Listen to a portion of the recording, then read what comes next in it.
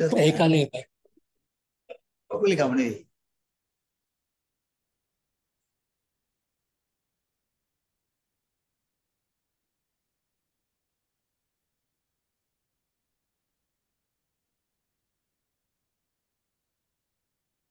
දැන් මේ කම්ප්ලේන්ට්ස් නෑ අජිත් කියන්නේ මෑ ගියා තුසිත ගියා.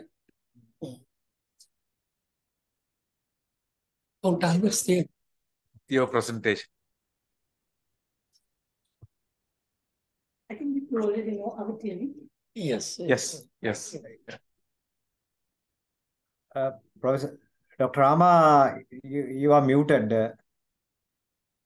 Dr. Rama, you are muted. Right. Yeah. Thank you, Kirti. Good afternoon, Madam Secretary of Ministry of Industries, Mrs. Tiraka Jayasundara, Mr. Kirti Gunawardana, who is now the president of FCCISL, and all the other distinguished members who have gathered today at this meeting. A very good afternoon to everyone. The only thing, Madam, I wish to say is that I did my engineering at the University of Ceylon, as it was then called, way back in 1972. And Mr. Sena Piris and Mr. Nihal Kure were my batchmates. So our friendship goes back to more than 50 years now.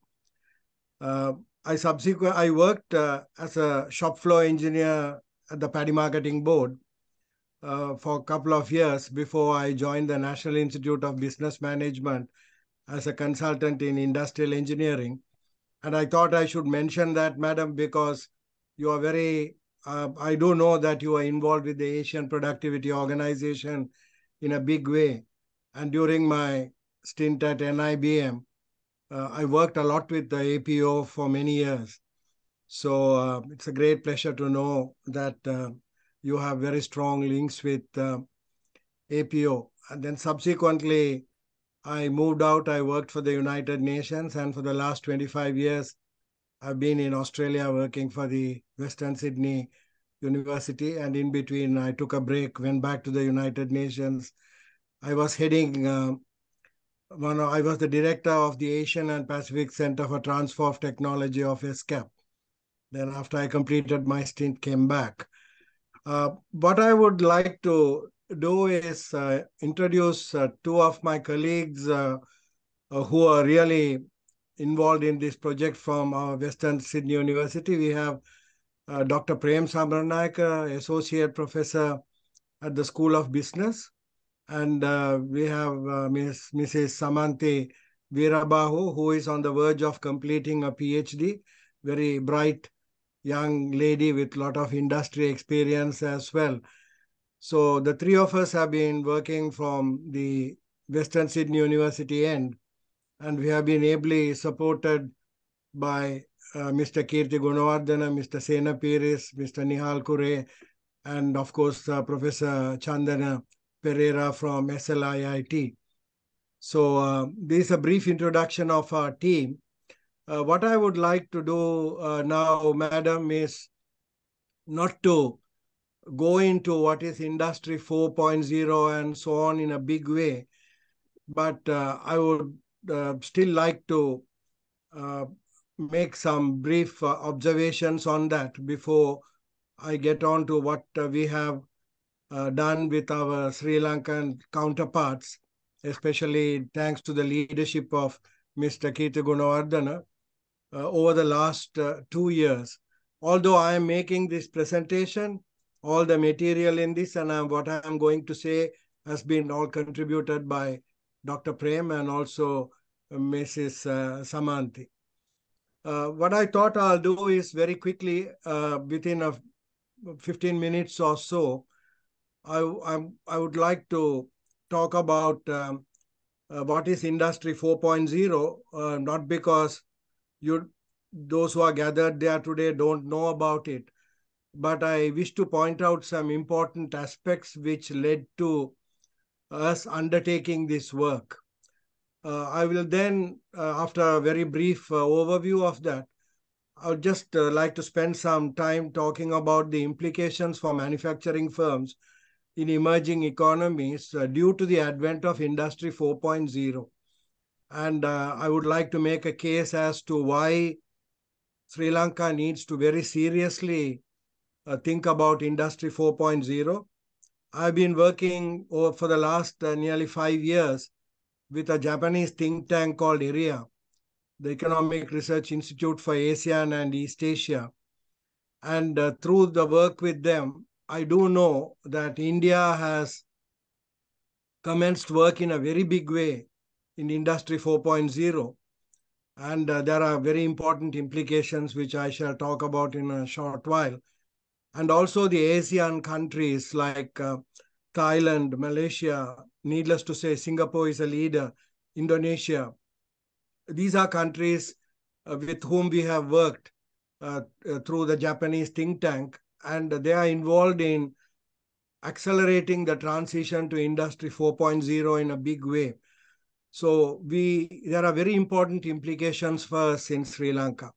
So I'll talk a little bit about that.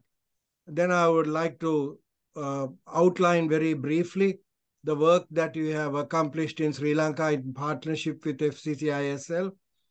And then lastly, provide some suggestions on what we could do next to accelerate this transition. Now, the reason why we talk about Industry 4.0 is, as we all know very well, there have been 3 previous industrial revolutions. The first one with mechanization and steam power, second one, mass production, the assembly line, then Industry 3.0, thanks to computers and communication, electronics, automation. And now with Industry 4.0, which has actually built up on the knowledge gained during the earlier 3 revolutions, plus it has brought in a lot of new innovations, new technologies, which have now culminated in what we call Industry 4.0. Now, why do we call it a 4th industrial revolution? The reason is that it is not that the technologies that are there are revolutionary, but it is also important to understand that in an Industry 4.0 setting, the way we produce, the way materials, information, and finance flow, all have to be re-engineered. We can't be using Industry 3 and Industry 2 approaches with respect to production in an Industry 4 setting. So there has to be we have to make very big changes, revolution again. And most importantly, companies in any country do not work in a vacuum. They work within an environment that is conditioned by the government. So we need a lot of national policy innovations as well, which will give confidence to the companies that the government is really serious and we can now confidently move forward. And in moving forward, the companies also have to come out with a lot of managerial innovations. So given all these complexities, the term 4th industrial revolution is very popularly used to reflect the totality. Now, what is interesting is, Madam, I'm sure you know this already, but the person who really was responsible for launching this revolution was the former Chancellor of Germany, Angela Merkel, who coined the term Industry 4.0 in Germany and popularized it. And the reason why Germany is considered one of the leaders is they saw that a lot of revolutionary technologies were emerging, which could be brought together to create this new industrial revolution. And these technologies, just to mention a few, would be the cloud, additive manufacturing or 3D printing, augmented reality, big data and analytics, robotics, simulation, Internet of Things, and so on. So these are just a few of those what we call foundational technological advances, which have really resulted in making the Industry 4.0 revolution a reality. Now, what is at the core of Industry 4.0. Basically, from a manufacturing perspective, and our focus today is on manufacturing, we talk about cyber physical production systems, which use these foundational technologies that we just talked about. So when we use these technologies, what happens in the manufacturing arena? Firstly, we design smart products. We have a smart factory which uses cyber physical production. A lot of the outputs are delivered through what we call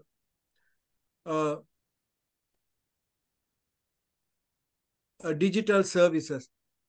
Can you hear me? Yeah, can hear very well. Yes. Yeah, because suddenly I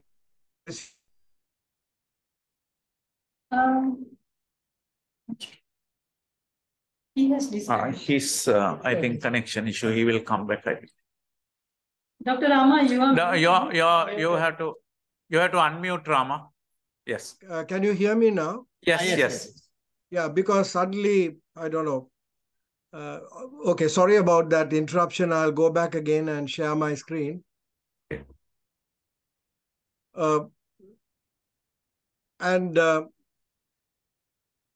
So what we have here is our smart products, smart factories, and services also being delivered in a very clever way. The digital services through the Internet of Things, cloud computing, big data, enterprise resource planning systems, and so on.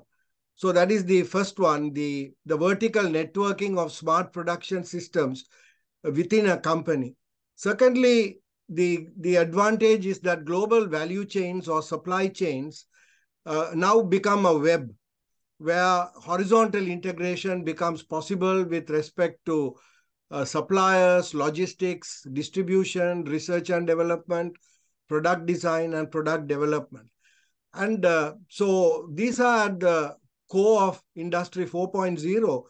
And as a result of all of these, we require new ways of working and innovative policy instruments to encourage companies to adopt this new way of working. Now, having said that, which I'm sure all of you know, but the reason I wanted to point out is to emphasize the need for some of the important changes that are needed both at the firm level and the national level.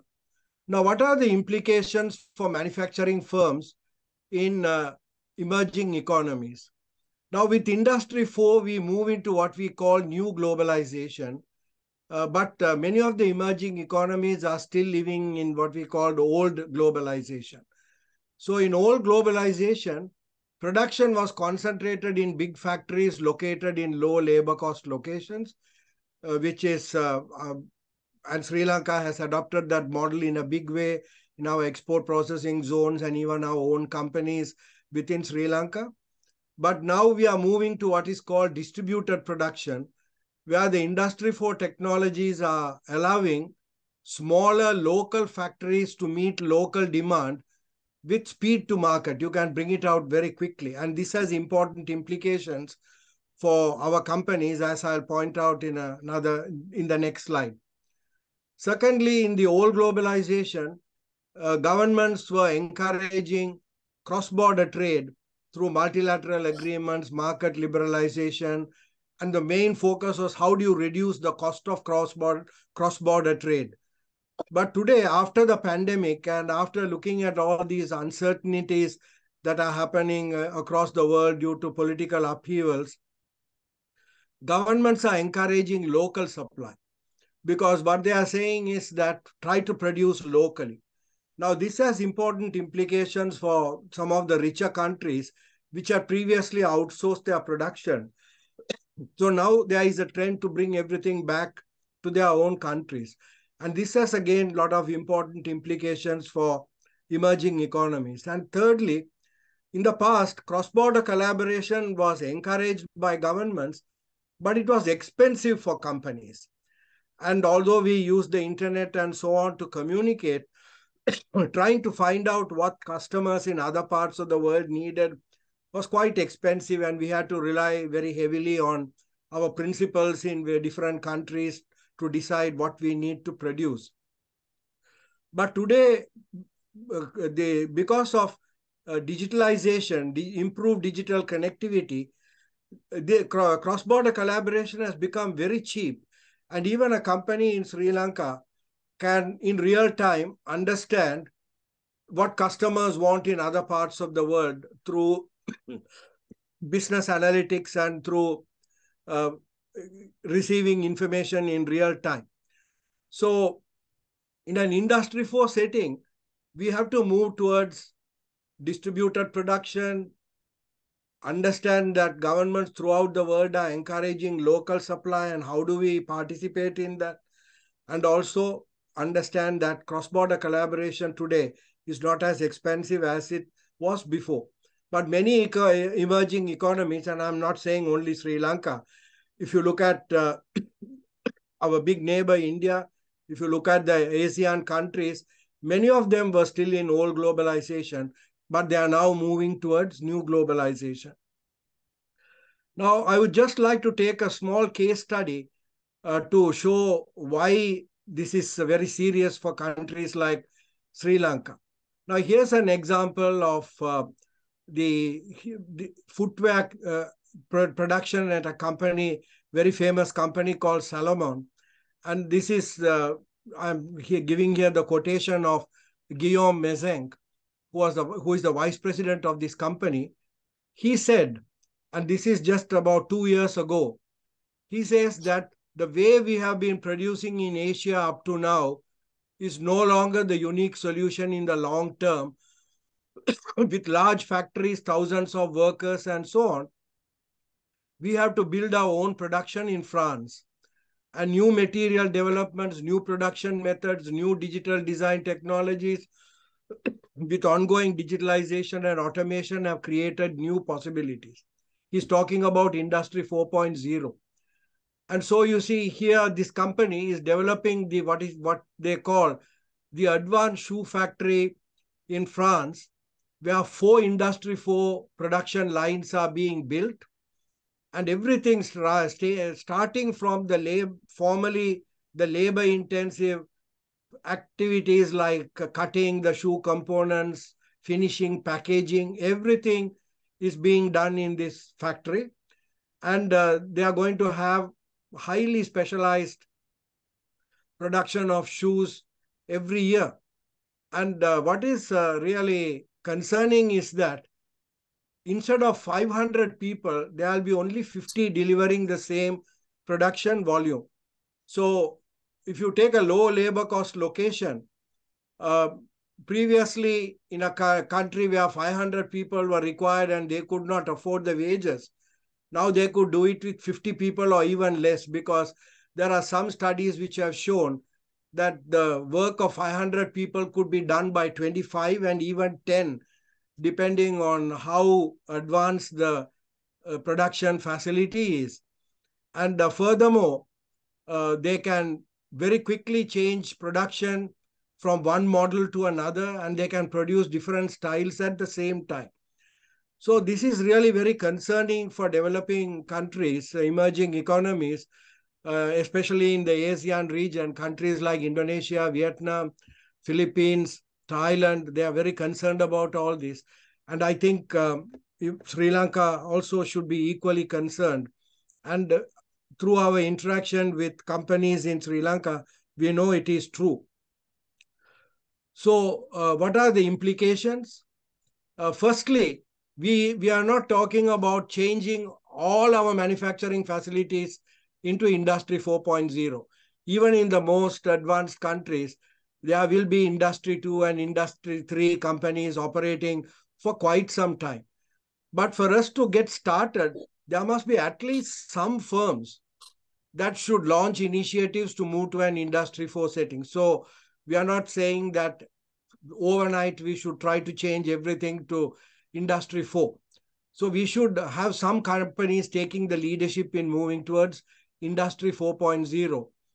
Now, the real reason is, and this is what our counterparts in the ASEAN countries, the Singaporeans, the Indonesians, the Malaysians, and the others, Vietnamese, Thais, they have been telling us during our interactions is that even the advanced countries are still struggling with Industry 4.0. It is not that they have mastered it. Through trial and error, they are improving what they are doing. But once they overcome these teething problems, it is only going to be a matter of time before they start moving back a lot of the production which they previously outsourced to take advantage of low labor costs. So that's an important implication. Now, however, there is an interesting development which is very encouraging for us. And that is Adidas in Germany, which got very enthusiastic because of Angela Merkel. They decided to move all their production back to Germany and go for Industry 4.0 factories. And they called them speed factories. But when they started doing that, they faced some teething problems and issues. And then everybody said, oh, maybe we are making a mistake. But they said, no, we are not making a mistake. We need to overcome the problem. But while we are working on that, there is something we can do. And what they did is they started working with counterparts in countries like China to set up Industry 4.0 factories.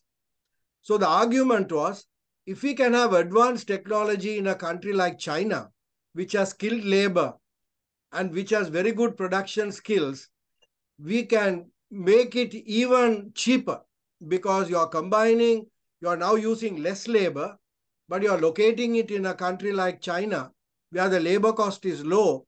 So you're going to have even greater advantages if you can create that if you can do that. Some people have told that Adidas is sharing very sensitive technology with China, which will steal it and so on. But Adidas says we'll do this while we also keep doing our own work back in Germany.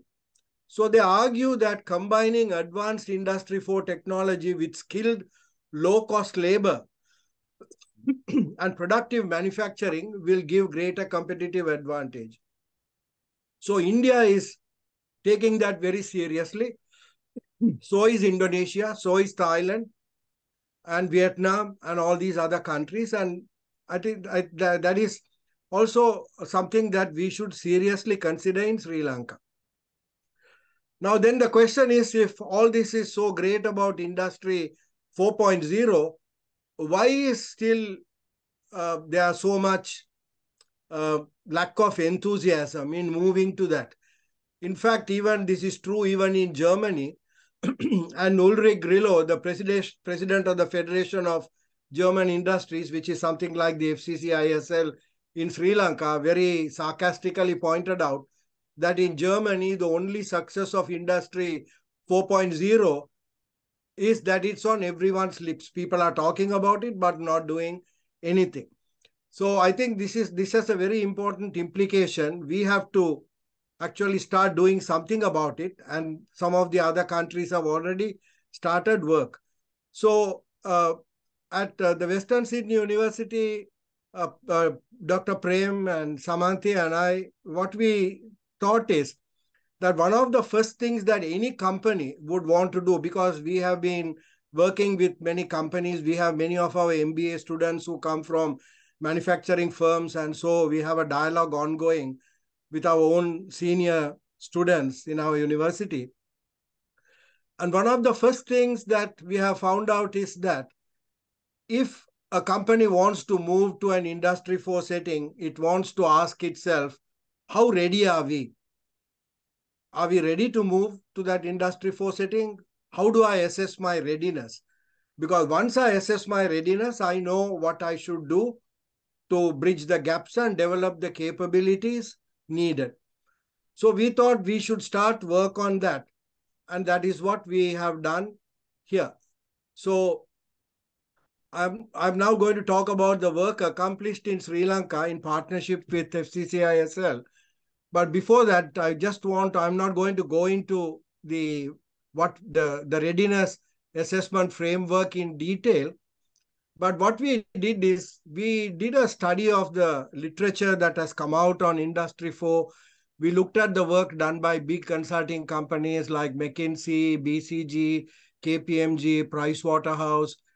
We looked at the work done in the United Kingdom by universities which had moved into industrial extension work in the United States, in Korea. And after all that very exhaustive literature search and studying consulting reports, we found out that Industry 4 readiness has to be assessed with respect to 8 important determinants, which is the strategy and organization of the company, the condition of the plant and equipment in the company, the IT systems that they have, the kind of human skills they have, the kind of product that they are producing, and how are they managing the operations with respect to energy consumption, with respect to quality management, and with respect to supply chain management.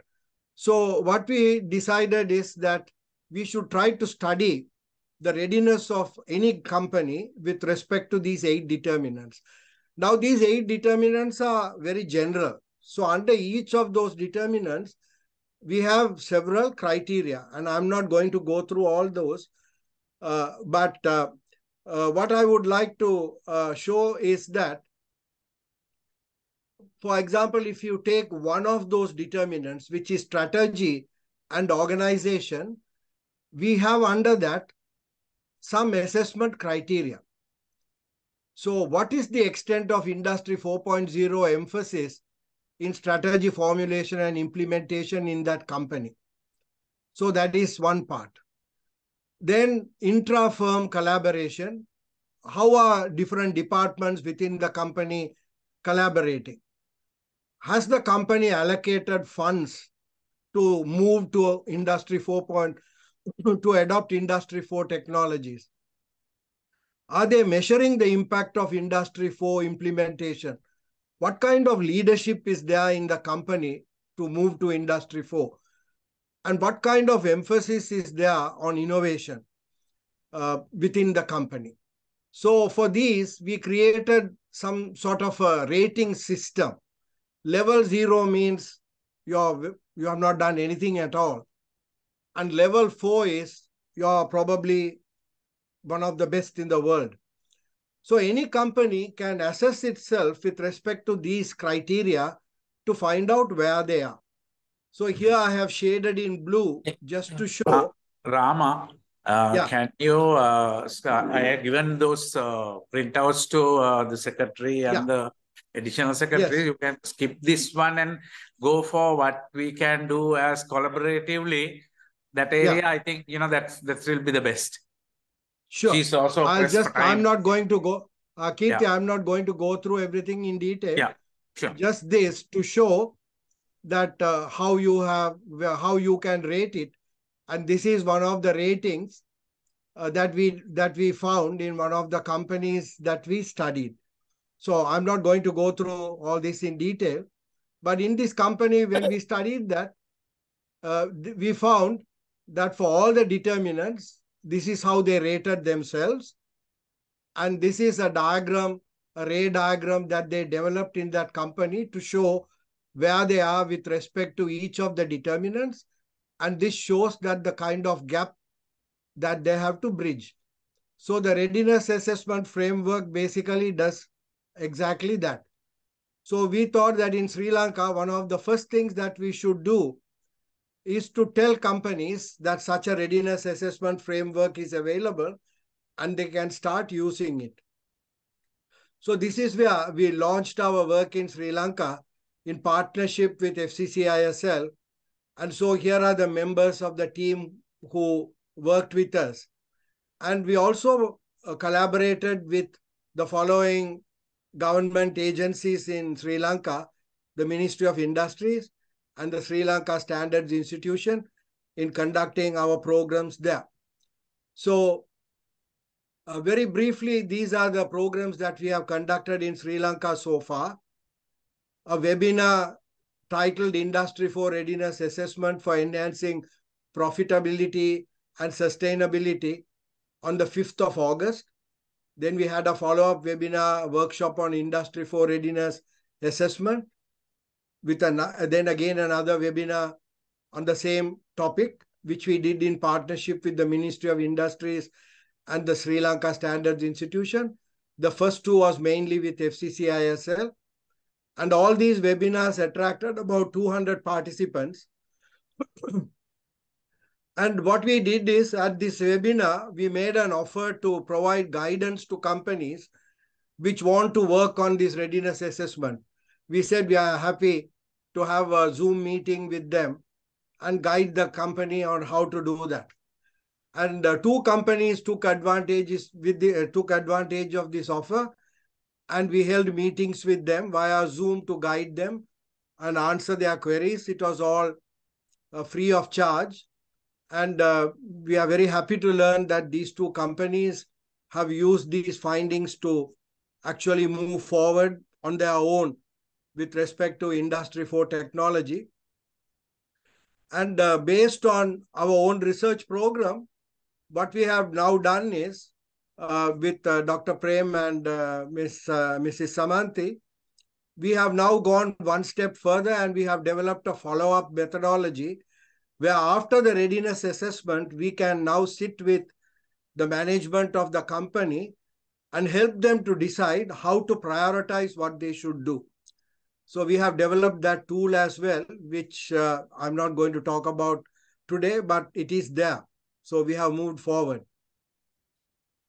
So what we have also shown, what we are showing here is a generalized progression chart, which tells how you can start and how you can move forward. And we will be using this chart when we sit down with a company which has completed a readiness assessment to discuss what they should do after that. Now, as I mentioned earlier, we need very good policy instruments to move forward and support from the government. And what is also important to remember is that large companies are likely to embrace this faster than smaller companies, which may be constrained by skills and funds. So governments could try to address these issues. So lastly, to conclude, I would like to talk about a possible way forward. Now, one of the suggestions that we would like to make is that we should set up a robust and action-oriented center of excellence that enjoys the confidence of both business and government to promote the Industry 4.0 movement in Sri Lanka. So it could be set up, for example, at FCCISL, and FCCISL has had a lot of experience in this context in the past. And we have two people in Mr. Sena Peris and Mr. Nihal Kure who are involved in setting up similar centers of excellence for cleaner production systems, and also they have worked with SMED. This center of excellence can network with government agencies, universities, engineering firms, research centers, professional associations, banks, international agencies, and other relevant institutions to create synergy for this movement and to get the necessary skills. Because one thing we should remember is that it is not only engineering. It's about money. It's about policies. It's about getting learning lessons from overseas experience as well. So that's why networking becomes very important with a variety of entities. And the COE, this is just a sample of possible activities that they can undertake, but this is by no means comprehensive, nor are these could be modified, but this is just to get a discussion started. This Center of Excellence could conduct seminars, workshops, training programs on Industry 4 transition planning and implementation. So this is basically awareness creation and convincing companies to move forward.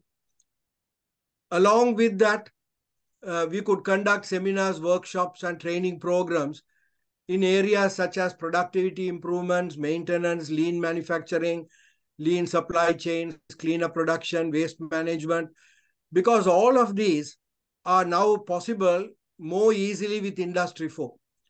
And there is a synergy between these initiatives as well as Industry 4. It is not as if Industry 4 is in a silo by itself. It is interrelated to all of these. And I know, madam, that you're very interested in lean management and lean manufacturing, supply chains, and so on. And then also, this Center of Excellence could set up online services or databases to provide information on Industry 4 technologies, planning and implementation.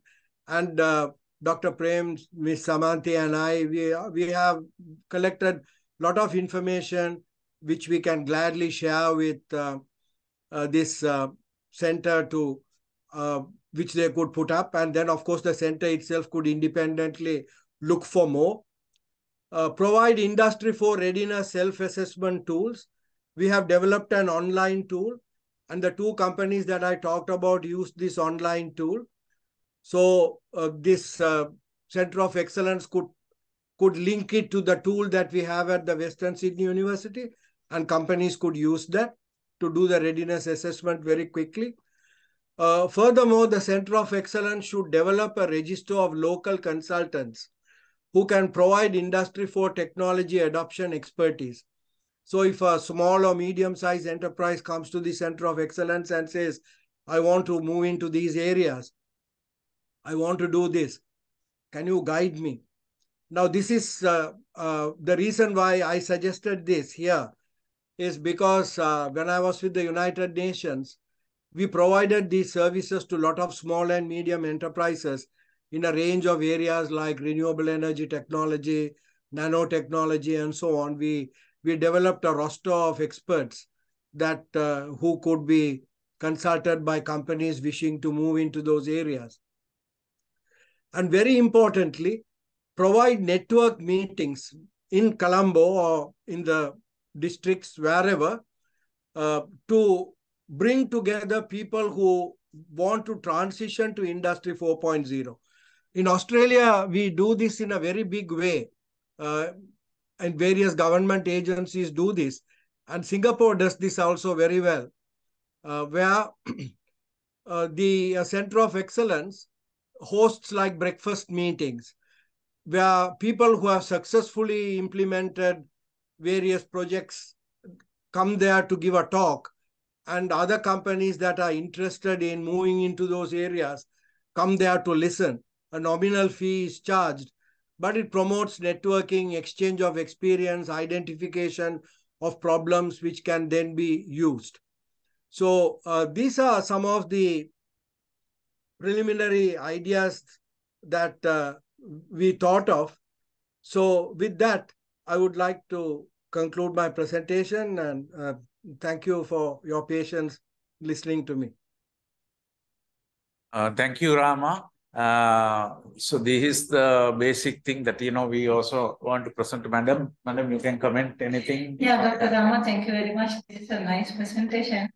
But you think that my background, when already I developed 4 Center of Excellence in different areas, and finally at the last moment, before I leave the Asian Productivity Organization, National Productivity Council of India has developed as the Center of Excellence in Industry 4.0. Right? So the APO Center of Excellence in Industry 4.0, the National Productivity Council of India is working for benchmarking by the other countries, other Asian member countries. All the countries you talk about those practices, I work with those countries.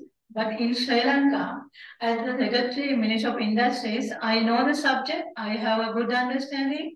I have knowledge and experiences about many subject areas you talk about that, and also the National Productivity Secretariat during my stay there. I work with Mr. Senapiris and so many resource speakers here, and also my friend Mr. Kirti.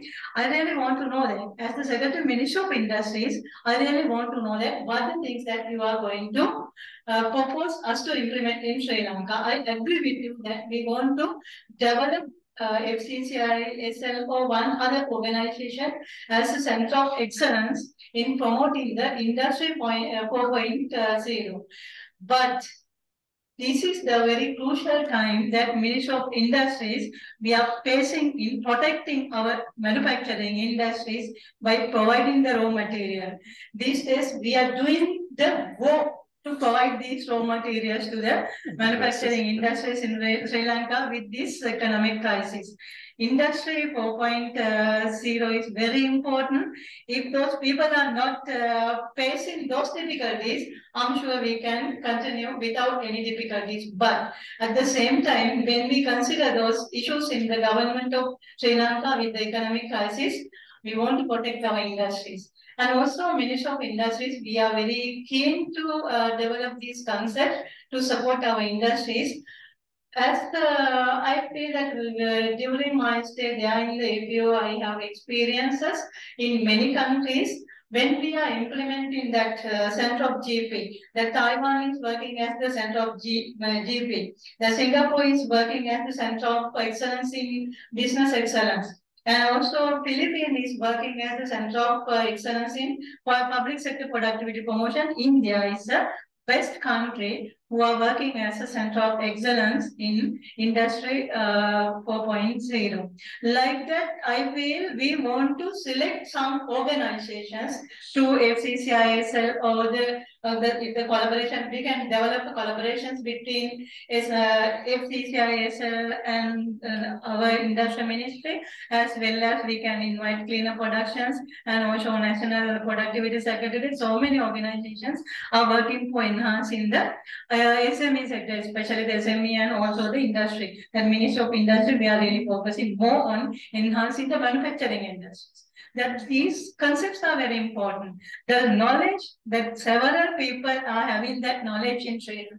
But unfortunately, I'm always asking that why we are not implementing. We are talking about the things several times. So many organizations are talking about these things, but at the ground level, we don't have many best practices. But we have some best practices regarding the innovation and Kaizen and implementing money productivity tools and techniques. Dr. Rama, I'm asking that the Ministry of Industries, we are very interesting and we are very keen to support the industries to establish this industry 4th revolution or something that we can go for. And also that we are talking about the smart industries and also we are talking about the green industries. All the things are in. That the cleaner production and also as you clearly mentioned that my interesting area is lean manufacturing. That we want to introduce that lean manufacturing to the industries in Sri Lanka. So we are interesting. We have the knowledge. We have the experiences. What is the ultimate target and what is the things that and how we are implementing these things with them. That kind of discussions we need to continue with the relevant authorities. And today actually is a very busy day. Another meeting I have 11:30. So we have to go for the president of it 12 o'clock. So there are so many meetings. I really invite our FCCISL and Mr. Sena Piris and Dr. Nihal and all the other officials here, including my friend Mr. Kirti. Shall we work together? And we will develop FCCISL or other organization as a center of excellence, and we work for that. First of all, before establishing that center, shall we conduct this survey with some selected 100 or 50 organizations, 50 industries? Better we selected 50 industries. I think that many industries are working with the FCCISL and also the cleaner production centers. So we will select some 50 or 100 or number of industries and we'll do this test. We'll do that and we will evaluate based on the evaluation and based on the testing and we evaluate the companies, we can cluster the organization. Based on those clusters, we can treat the organization and support the organization industries to develop these concepts within their organization. Is that okay? Yeah, That's okay. Also, otherwise, I don't know. Do you? What happens is now, even, if you go back one step, we had the SMED, which was Small and Medium Enterprise Development Unit at FCCISL. So over the period, due to COVID, due to various other things, that unit is now no longer, because that was the only place available provided the services for a smaller company if they have an issue. Because the larger companies, there is no issue for them because they can pay the money and get the consultants and get it done. But the smaller companies, the issues today, because they have very little money. Yeah. Now, today's situation is after the economic crisis and the COVID, they are in the lowest level. They never been to that low level. Yeah. So that is the time that I think both our organization, we can get together. This is the idea of, coming here also. Like, if we can jointly, as you suggested, if we go for some project and set up something, then we also can write to various funding organization, which right now, but they are also very keen that, they feel very sorry about the Sri Lanka. And they know that we have a lot of talents. Even, people like Professor Rama, we came for this one thinking that we are the people who came up to this level through the free education of Sri Lanka. So we should give something back to the country. On that sense, we started and did all this. But now you can't do free meal business every day. It's like, you have to have a kind of a joint collaboration with the right place. I believe the right place is no any other place than the Ministry of Industry. We got the best secretary today because you understand this, because we can talk, because sometimes we have been talking as the chambers, but only thing is, somebody listen and, forget everything. So, but, they hear something, you have the background to this, and I myself have been attended more than 5 or 6 APO seminars. So again, we do not have even a system to get the trainees from those organizations and get something back to the our industries. So I think if we set up this one, we'll have another meeting. We also will come up with some ideas. Probably you all also can give some ideas. Then after that, we'll go for a joint collaboration, which we can, talk to various funding organizations and get some support and move forward from there. Mr. Gita, I think that with our policy division, our director is there, and additional secretary policy, national policy, and Chaminda is the additional secretary who is in charge of the sector, and our Shambari, she's the deputy director, media and IT. And this is there. He's the person who is in charge of the SME development with Ministry of Industries. So I feel that better we develop that collaborations. Yes. And as I mentioned, that after we develop the collaboration and the mechanism, what we are going to implement. And also, as I mentioned, clearly mentioned that first of all, better we do the survey. Yeah. This is a very excellent framework. Yeah. I know that. I also good. Yeah. Shall we go through this framework and do the survey with the selected I think so, companies? yes. And based on the survey results, we can develop that which kind of technical know-how we want to transfer and what kind of training that we want to conduct and which kind of support that we want to provide those manufacturing organizations. We can get an idea. So first of all, I think you are very busy. Your division is very busy. Therefore, I'm asking Mahesh and our Rizvi and Chamari and Inoka, you can work together and develop the mechanism with FCCISL. And if we are implementing those things, I'm sure that we can get the support of APO.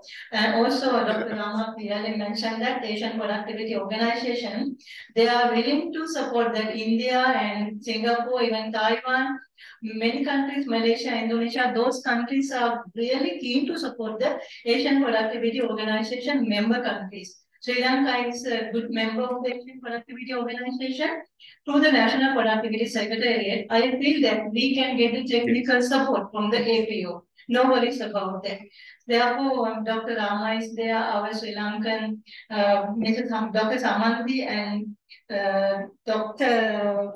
Prem is there. Yes. I feel that with your support, we can develop that system here. No worries. We work immediately without talking. I hate to talk. Yeah. There are so many talks. I'm listening. There are so many people they are talking. NATO always I mention Sri Lanka is a NATO country. No action, talk only. But I want to see the results.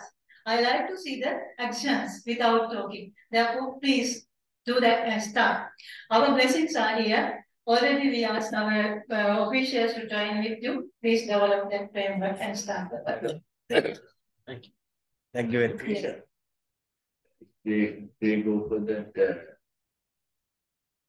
survey. It's about that industry, for the readiness of that industrial revolution. Yeah. That we have to decide that which level of industries that we are going to be surveyed. Because I think I think madam that if we can go for the large industries and the medium level, not going for the small and the Agree.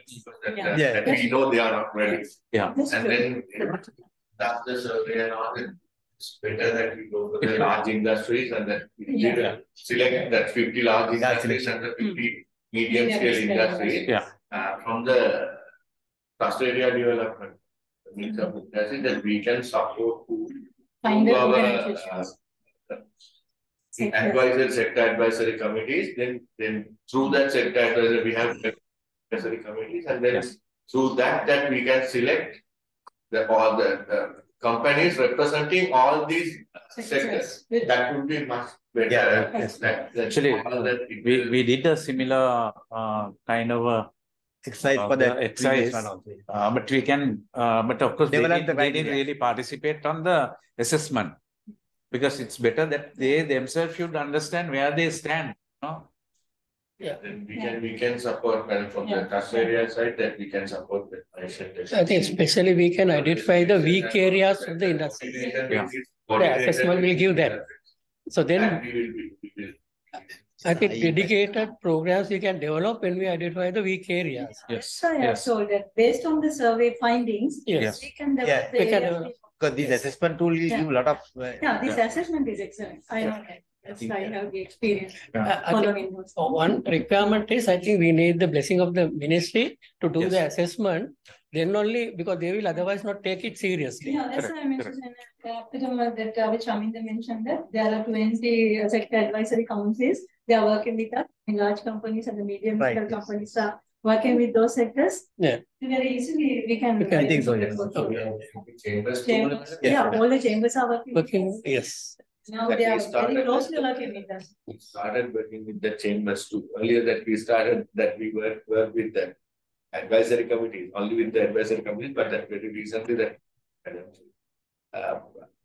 How Dr. Rama has developed this tool is that it's very computational and it's very friendly. Yeah, we have to make sure that we tell them that we don't disclose this information to anyone else. From the Ministry of that they need some, I think from the Ministry of Industry, all the communication, those kind of things can be done through the Ministry. Through the Ministry, yes. That's the survey and all that we need some experts to conduct the survey. Yes. Officers also can sometimes participate, then that would be a learning process for them. Actually, we can train them also on a web. That's possible. I wanted to mention, better we selected our institutional senior officials, better conduct a training program on industrial occupancy. Otherwise, some officials, they don't have the knowledge regarding this. The very first one we had it like that. Even if you can get the cluster presidents and maybe key people, for them also we can do this. Like the very first one we had.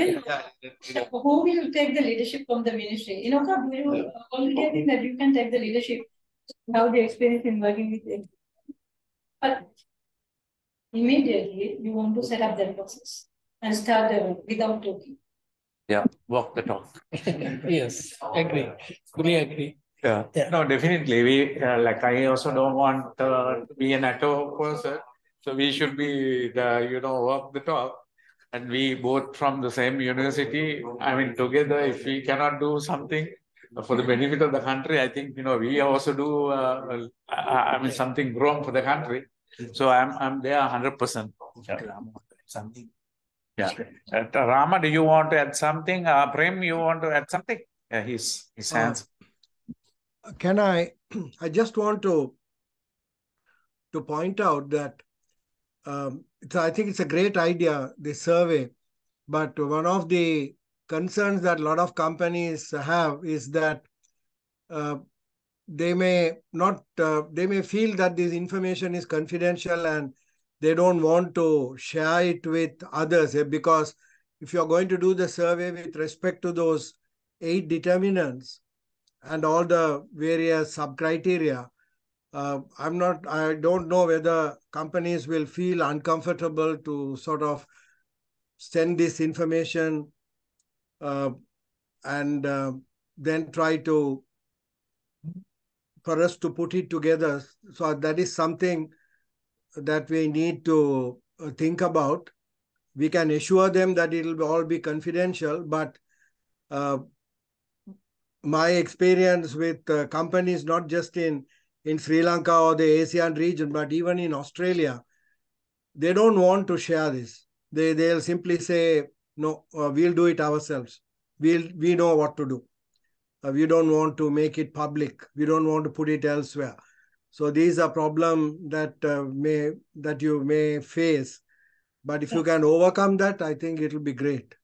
Yes, Dr. Rama, I definitely agree with you. But as we mentioned that sector, with the sector advisory councils, we can set up the process and we can establish some MOU or what kind of agreement we can sign the mutual agreement that we are protecting their data security and we are not publishing those information. Just we are conducting this survey for getting idea regarding this industrial fourth revolution or something. That we can develop that trust between the Ministry of Industries and sector advisory councils. We will conduct another sessions with those 20 sector advisory councils and we will make awareness regarding the surveys. Dr. Rama, I really totally agree with you. That's very good. Even that Japan, none of the Japanese organizations, they never publish their information. Yes. That is the culture it is feeling. Yes. We can do this survey. I think Prem wants to say. Yeah. Can I make a comment and a question now? Thank you, of course, Mrs. Madam Tilaka Jasundar, and also Kirti for organizing this, and Nana, of course, presenting the background that we have been going through for the last 1 year and 1.5 years or so. My got one question and a comment, but before we start the online assessment, we are going to go for a survey. Are we targeting, because there are two sides, one particular industry sector and the sizes of the industry organizations are small, medium, and large, but I'm not sure how many of large companies which are local compared to global companies in Sri Lanka. Because if you do look at large companies or large organizations in any country for that matter, usually are very much the global companies. We found in our experience with the companies that we work in Bangkok, where it's very hard to get the large companies if they are part of a global organization. Then the question comes whether they have got the power and the authority to make decisions when going forward with the industry force. So that's one thing. Maybe you may know all the background, but I'm not aware of the industries sectors plus the sizes of the manufacturing organizations in Sri Lanka that are very much in need for this kind of work. So if the Ministry of Industries can identify those two areas before we even come to any other action in terms of survey and the online assessment, plus even the prioritization of their needs, probably we might start at that point, giving a very specific webinar for a selected sector or for a selected size of... They are not, they are getting distant. So what we will do that and we'll update you, Prem, the developments from this end. That Madam also has to attend another meeting. The President has called a meeting, it seems. So therefore, we'll try to conclude and thank you for joining for this meeting. And, you know, you're always being a serious contributor for this course all the time from the day that we started this. And thank you, Madam, you know, given us this opportunity. We will ensure we will walk the talk from our end. We expect that to happen from your end too. And, I'm sure that, people like Inoka, very helpful and, always, she sometimes press us to do things. So that's the kind of people we need if you want to move this country. Yes. So we really appreciate that. I think, with this, your leadership, I'm sure that we can do something. We will ensure everything. My vice president is here. He is also an industry man, but the only thing is today, no time to talk much, but we will have another meeting and have a discussion. Sure. Thank you. Thank you very much. Thank you very much, Dr. Rama, Dr. Samanthi, Dr. Prem. Thank you, madam. Thank you so much. We will work together. Continue our good work. Looking forward to it very much. Looking forward to it. Thank you so much. Bye. Thank you, madam. Look forward to. Okay, thank you. Okay, thank you, Bye. madam. Thank you. Bye-bye. Bye.